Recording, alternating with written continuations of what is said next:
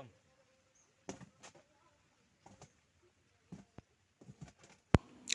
Hello hi friends, ಎಲ್ಲರಿಗೂ ನಮಸ್ಕಾರ. ನಾನು ನಿಮ್ಮ ಆರ್.ಜೆ ವೆಂಕಟೇಶ್ ಮಾತಾಡ್ತಾ ಇದ್ದೀನಿ. ವೆಂಕೀಸ್ ವಿಲೇಜ್ ಲೈವ್ ಯೂಟ್ಯೂಬ್ ಚಾನಲ್ಗೆ ಸ್ವಾಗತ ಸುಸ್ವಾಗತ.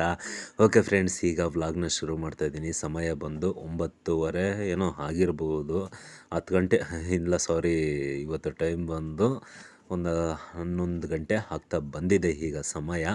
ಇವಾಗ ಅಂದರೆ ಅವಾಗಿಂದ ತುಂಬ್ತಾನೇ ಇದ್ದೀವಿ. ಬೆಳಗ್ಗೆ 8 ಗಂಟೆಗೆ ಕೂತ್ಕೊಂಡಿದ್ದು ನಾನು, ನಮ್ಮಮ್ಮ ಹಾಗಲಕಾಯಿ ತುಂಬೋದಕ್ಕೆ ಎಲ್ಲ ಕಟಾವು ಮಾಡಿ ಇವಾಗ ಹಾಗಲಕಾಯಿ ತುಂಬಕ್ಕೆ ಸ್ಟಾರ್ಟ್ ಮಾಡಿದ್ದೀವಿ. ಬನ್ನಿ ಫ್ರೆಂಡ್ಸ್, ಇವತ್ತು ಬೆಳಗಿಂದ ಸಂಜೆವರೆಗೂ ಹೇಗೆಲ್ಲ ಇರುತ್ತೆ ನಮ್ಮ ರೂಟೀನು, ಪ್ರತಿಯೊಂದು ಕೂಡ ಸ್ಮಾಲಾಗಿ ವೀಡಿಯೋ ಮಾಡ್ತೀನಿ, ನೋಡಿ ಎಂಜಾಯ್ ಮಾಡಿ. ಹಾಗೆ ಎಂಜಾಯ್ ಮಾಡೋದಲ್ಲ, ಒಬ್ಬ ರೈತನಿಗೆ, ಒಬ್ಬ ಹಳ್ಳಿ ಹುಡುಗನಿಗೆ ಸಪೋರ್ಟ್ ಮಾಡಬೇಕಂತ ಏನಾದರೂ ನಿಮ್ಗೆ ಇಷ್ಟ ಇದ್ದರೆ ನೋಡ್ತಾ ಇರೋರೆಲ್ಲ ದಯವಿಟ್ಟು ಒಂದು ಲೈಕ್ ಮಾಡಿ, ನಮ್ಮ ವೀಡಿಯೋನ ನೋಡಿ. ಹಾಗೆ ಸಬ್ಸ್ಕ್ರೈಬ್ ಅನ್ನೋ ಬಟನ್ನ ಕ್ಲಿಕ್ ಮಾಡಿ ಹಾಲ್ ಅಂತ ಕೊಟ್ಬಿಟ್ರೆ ಸಾಕು. ಡೈಲಿ ಮಧ್ಯಾಹ್ನ 12 ಗಂಟೆಗೆ ನಿಮ್ಮ ಮೊಬೈಲ್ಗೆ ನಾವು ಬರ್ತೀವಿ. ಇವಾಗ ಹಾಗಲಕಾಯಿ ತುಂಬ್ತಾ ಇದ್ದೀವಿ. ನಾನು ತುಂಬೋದು, ನಮ್ಮಮ್ಮ ಎತ್ತಿ ಕೊಡ್ತಾರೆ, ನಾನು ಕ್ಲೀನಾಗಿ ಬಾಕ್ಸಲ್ಲಿ ಕಾಟನ್ ಬಾಕ್ಸ್ಗೆ ಜೋಡಿಸ್ತಾ ಇದ್ದೀನಿ.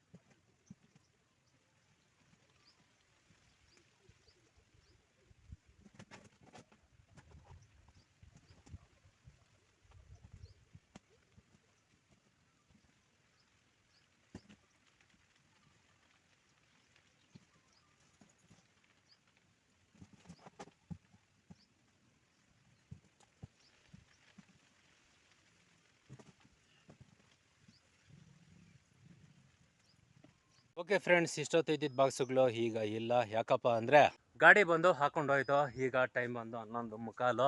ಬೆಳಗ್ಗೆ ಕಾಫಿ ಕುಡ್ಕೊಂಡು ಬಂದಿದ್ದು ಕಣ್ರಿ. ಇನ್ನು ಹೊಟ್ಟೆಗೆ ಊಟ ಇಲ್ಲ. ಇವತ್ತು ಆಲ್ಮೋಸ್ಟ್ ಊಟ ಮಾಡೋಸಕ್ಕನೆ 12 ಗಂಟೆ ಆಗಿ ಹೋಗ್ತೈತೆ. ಇನ್ನೊಂದು 5 ನಿಮಿಷ ಆಲ್ಮೋಸ್ಟ್. ಓಕೆ, ನಮ್ಮ ರೈತರ ಕೆಲಸನೇ ಅಷ್ಟ ಅಂದರೆ ನಾನು ಒಬ್ಬನೇ ಅಲ್ಲ, ಪ್ರತಿಯೊಬ್ಬರು ಕೂಡ ಅಷ್ಟೇ.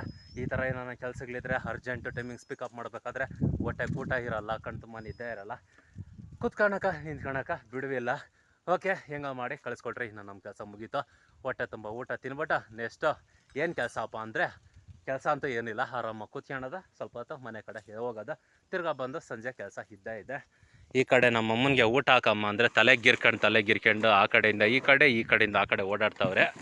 ಓಕೆ, ಅಂತೂ ಇಂತೂ ಚಾಪೆ ಎತ್ಕೊಬಂದರು. ಏನಂದರೆ ಇದು ಊಟ ಮಾಡೋಕ್ಕೆ ಕುತ್ಕೊಳ್ಳೋಕ್ಕೆ ಚಾಪೆ. ಅಮ್ಮ ಹೊಟ್ಟೆ ಹಸ್ತೈತೆ, ಬಾರೆ ತಾಯಿ ಊಟ ಹಾಕು ಫಸ್ಟು. ನೀರು ಹಿಡ್ದಿದ್ಯಾ? ಫಸ್ಟ್ ನೀರು ಕೊಡು. ಫಸ್ಟ್ ನಾನು ನೀರು ಕುಡಿಬೇಕು ಒಂದು ಚಂಬು. ಓಕೆ, ಇವತ್ತು ನಮ್ಮ ಮನೇಲಿ ಏನಪ್ಪ ಅಡುಗೆ ನಾಷ್ಟ ಅಂತ ಹೇಳಿದ್ರೆ ಮಸಾಲ ದೋಸೆ ಮತ್ತು ಬಟಾಣಿ ಮಸಾಲು ಮಾಡಿದ್ದಾರೆ ಕಣ್ರಿ. ಚಟ್ನಿ ಬರೋಕ್ಕಾಗಿಲ್ಲ ನಮ್ಮ ಈ ದೋಸೆಗಳೆಲ್ಲ ಏನಿದ್ರು ಏನಮ್ಮ ಸಾಕ್ಬಿಡು. ಈ ದೋಸೆಗಳೇನಿದ್ರು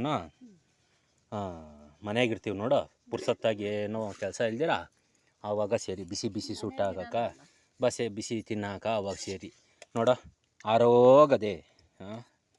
ಈ ಆರೋಗಿರೋದನ್ನ ಹೆಂಗೆ ತಿನ್ನೋದು? ಹೊಟ್ಟೆ ಬೇರೆ ಹಸಿತೈತೆ, ಏನೂ ಮಾಡೋಕ್ಕಾಗಲ್ಲ, ತಿನ್ನಲೇಬೇಕು. ಬಟಾಣಿ ಮಸಾಲು ಅಂದರೆ ಚಟ್ನಿ ಇಲ್ಲ, ಚಟ್ನಿ ಮಾಡೋಕ್ಕೆ ಪಾಪ ಮಿಕ್ಸಿ ಬಂದು ಕೈ ಕೊಟ್ಬಿಟ್ಟೈತೆ ನಮ್ಮ ಅಮ್ಮನ್ಕ. ಹಾಗಾಗಿ ಚಟ್ನಿ ಇಲ್ಲ ಇವತ್ತು.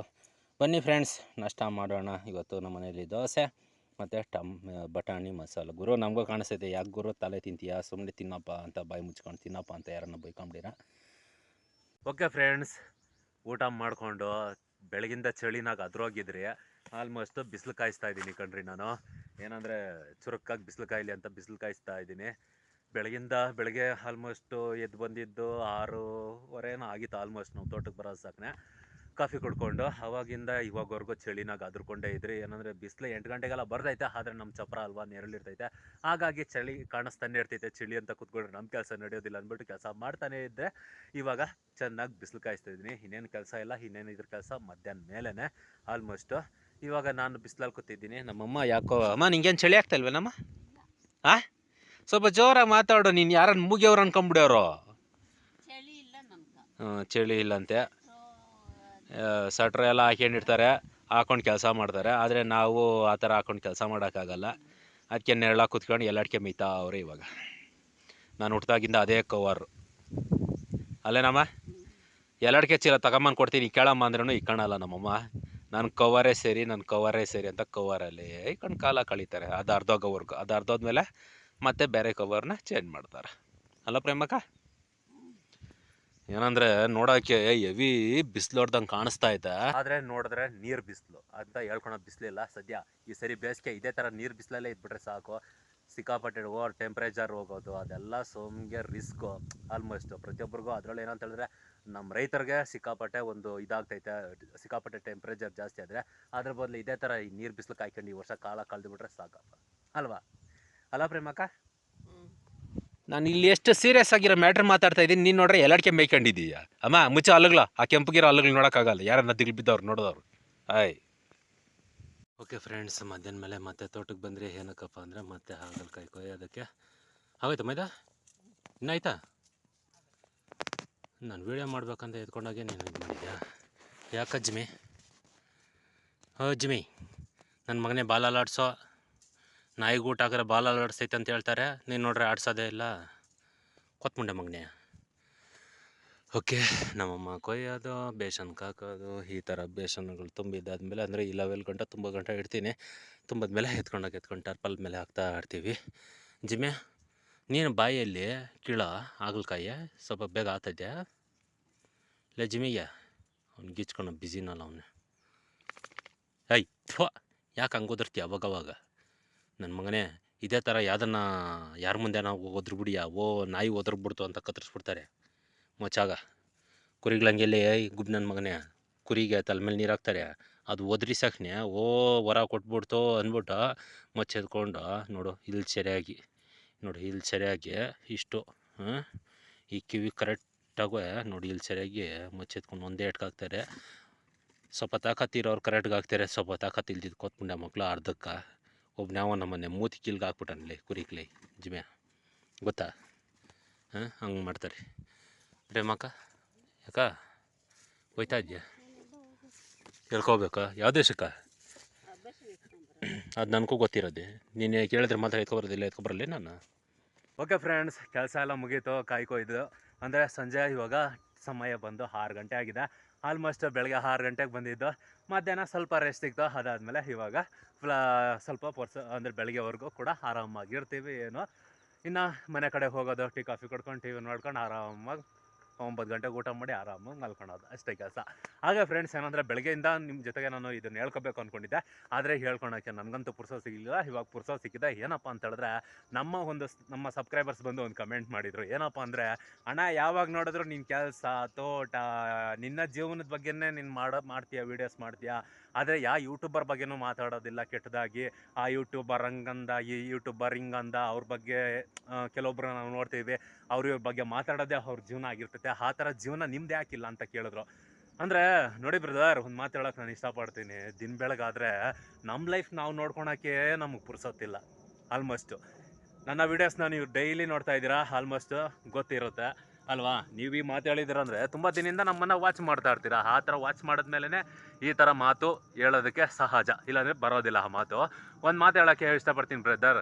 ನಮ್ಮ ಲೈಫ್ನ ನಾವು ನೋಡ್ಕೊಳಕ್ಕೆ ಹಿಂದೆ ತಿರುಗಿ ನೋಡಿದ್ರೆ ನಮ್ಮ ಲೈಫ್ ಬಗ್ಗೆನೇ ನಾವು ಚಿಂತೆ ಮಾಡೋದೇ ಸರೋಗುತ್ತೆ. ಅಂಥದ್ರಲ್ಲಿ ಬೇರೊಬ್ಬರು ವಿಷಯ ಎತ್ಕೊಂಡು ನಾನು ನನ್ನ ಬೆಳೆ ಬಯಸ್ಕೊಳಕ್ಕೆ ನಾನು ಇಷ್ಟಪಡೋದಿಲ್ಲ. ಅವ್ರ ಪಾಡು ಅವ್ರದ್ದು, ನನ್ನ ಪಾಡು ನಂದು. ಯಾವ ಯೂಟ್ಯೂಬರ್ ಬಗ್ಗೆನೂ ನಾನು ಕೆಟ್ಟದಾಗಿ ಮಾತಾಡಿಲ್ಲ. ಯಾವ ಯೂಟ್ಯೂಬರ್ ಚಾನಲ್ಗೂ ಹೋಗಿ ಅವ್ರಿಗೆ ನಾನು ಬಕೆಟ್ ಹಿಡ್ದಿಲ್ಲ. ಆಲ್ಮೋಸ್ಟು ನಾನೇನಪ್ಪ ಅಂತ ಹೇಳಿದ್ರೆ, ನಾನು ಒಂದು ವ್ಯೂಸ್ಗೋಸ್ಕರ, ಸಬ್ಸ್ಕ್ರೈಬರ್ಸ್ಗೋಸ್ಕರ ನಾನು ವೀಡಿಯೋಸ್ ನಾನು ಮಾಡ್ತಿಲ್ಲ. ನನ್ನ ಒಂದು ಖುಷಿಗೆ ನಾನು ಮಾಡ್ತಾ ಇದ್ದೀನಿ ಅಷ್ಟೇ. ಅಂದರೆ ನನ್ನ ಬಗ್ಗೆ ಕೆಟ್ಟದಾಗಿ ಮಾತಾಡೋರು ಇದ್ದಾರೆ, ಯೂಟ್ಯೂಬಲ್ಲೂ ಇದ್ದಾರೆ, ರಿಯಲ್ ಲೈಫಲ್ಲೂ ಇದ್ದಾರೆ.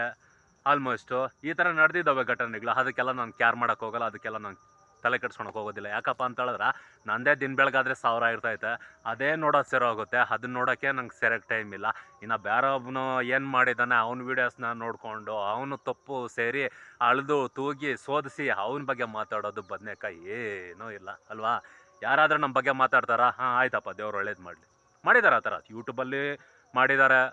ಯೂಟ್ಯೂಬಲ್ಲಿ ಕಡಿಮೆನೇ, ಯಾರೋ ಒಬ್ರು ಮಾಡಿದ್ದಾರೆ ಆಲ್ಮೋಸ್ಟು ಯೂಟ್ಯೂಬಲ್ಲಿ. ಆದರೆ ರಿಯಲ್ ಲೈಫಲ್ಲಿ ತುಂಬ ಜನ ಮಾಡಿದ್ದಾರೆ, ಇಲ್ಲ ಅಂತ ಹೇಳಿಲ್ಲ, ತುಂಬ ಜನ ಮಾಡಿದ್ದಾರೆ. ಅವ್ರಿಗೆಲ್ಲ ನಾನು ತಲೆ ಕೆಡಿಸ್ಕೊಳಕ್ಕೆ ಹೋಗಿಲ್ಲ. ಹೌದಾ, ನೀನು ಅಂದಿದ್ದೀಯಾ, ಸರಿ ದೇವ್ರು ನೋಡ್ಕೊಳ್ಳಿ ಹೋಗು, ಆ ಭಗವಂತ ನೋಡ್ಕೊಂಡು ಹೋಗಲಿ ಅಂತ. ಅಂದರೆ ನಾನು ತಪ್ಪು ಮಾಡಿರೋ ನಾನು ತಲೆ ಬಗ್ಗಿಸ್ತಾ ಇದ್ದೆ. ನಾನು ತಪ್ಪೇ ಮಾಡಿರೋಲ್ಲ ಅಲ್ಲಿ. ಅವರೇ ಹುಟ್ಟಾಣಿಕೆ ಮಾಡಿಕೊಂಡು 1000 ಸುಳ್ಳು ಹುಟ್ಟಿಸ್ಕೊಂಡು ಊರೆಲ್ಲ ಪುಕಾರ ಮಾಡಿಕೊಂಡು ನನ್ನ ಮೇಲೆ ಬ್ಯಾಡ್ ರೂಮರ್ಸ್ ಎಬ್ಬರಿಸ್ಕೊಂಡು ಆ ಥರ ಎಲ್ಲ ಮಾಡಿದವ್ರು ಇದ್ದಾರೆ. ಅದಕ್ಕೆಲ್ಲ ನಾನು ತಲೆ ಕೆಡಿಸ್ಕೊಳಕ್ಕೆ ಹೋಗಿಲ್ಲ, ಅದಕ್ಕೆಲ್ಲ ನಾನು ಕಿವಿಗೆ ಹಾಕೊಳಕ್ಕೆ ಹೋಗಿಲ್ಲ. ಯಾಕಪ್ಪ ಅಂತ ಹೇಳಿದ್ರೆ, ನೀನು 4 ಗೋಡೆ ಮಧ್ಯದಲ್ಲಿ ಮಾಡಿರ್ಬೋದು, ನನ್ನ ಮುಂದೆ ನೀನು ಹೇಳಿಲ್ಲ, ಆದರೆ ನಾನು ಬೆನ್ನಿಂದ ಹೇಳಿರೋದು ನನಗೆ ಗೊತ್ತಿಲ್ದಿರ. ಸರಿ, ನೀನು 4 ಗೋಡೆ ಮಧ್ಯದಲ್ಲಿ ನೀನು ಮಾಡಿದ್ಯಾ, ಅದ್ರ ಮೇಲೆ ಭಗವಂತನವನೇ ಅವ್ನು ನೋಡ್ಕೊಳ್ತಾನೆ ಬಿಡು ಅಂತ ಬಿಟ್ಟಿದ್ದು ಆಯಿತು. ಆಲ್ಮೋಸ್ಟು ಅದು 2ರಷ್ಟು 10ರಷ್ಟು 100 ಪಟ್ಟು ಅದಕ್ಕೆ ಅದ್ರದ್ದೊಂದು ನನ್ನ ಮೇಲೆ ಏನು ಚಾಡಿಗಳು ಇರೋದು ಇದೆಲ್ಲ ಹೇಳ್ಕೊಂಡು ಬಂದಿದ್ರಲ್ವಾ, ಅದು 100ರಷ್ಟು ದೇವರು ಇವತ್ತು ತೋರಿಸೇ ಬಿಟ್ಟ. ಆಲ್ಮೋಸ್ಟ್ ಜಾಸ್ತಿ ದಿನ ಇಲ್ಲ, ಸ್ವಲ್ಪ ಟೈಮ್ ಕೊಟ್ಟ. ಮೇರಿ ಎಷ್ಟು ದಿನ ಮೆರಿತೀಯ ಮೇರಿ ಅಂತ ಮೇರಿ ಆಗಿಬಿಟ್ಟ. ಆಲ್ಮೋಸ್ಟು ದೇವರು ಕೊಟ್ಟರೆ ಚಡಿ ಏಟು. ಆಲ್ಮೋಸ್ಟು ಇವಾಗ ಏನಪ್ಪ ಅಂತ ಹೇಳಿದ್ರೆ, ನನ್ನ ಮೇಲೆ ಯಾರಾದರೂ ಬ್ಯಾಡ್ ರೂಮರ್ಸ್ ಬಿಡಿಸಿದ್ರು ಅಥವಾ ನನ್ನ ಬಗ್ಗೆ ಯಾರಾದರೂ ಕೆಟ್ಟದಾಗಿ ಮಾತಾಡಿದ್ರು ಅಂತ ಹೇಳಿದ್ರೆ ನಾನು ಹೋಗಿ ಗಲಾಟೆ ಮಾಡ್ಬೋದು, ಜಗಳ ಮಾಡ್ಬೋದು, ಇನ್ನೊಂದು ಮಾಡ್ಬೋದು. ಅದು ಊರ ಜನಕ್ಕೆಲ್ಲ ಗೊತ್ತಾಗುತ್ತೆ, ಅಕ್ಕಪಕ್ಕದ ಮನೆಗಳಿಗೆಲ್ಲ ಗೊತ್ತಾಗುತ್ತೆ ಅಲ್ವಾ, ಒಂದು 4 ಜನ ಗೊತ್ತಾಗುತ್ತೆ.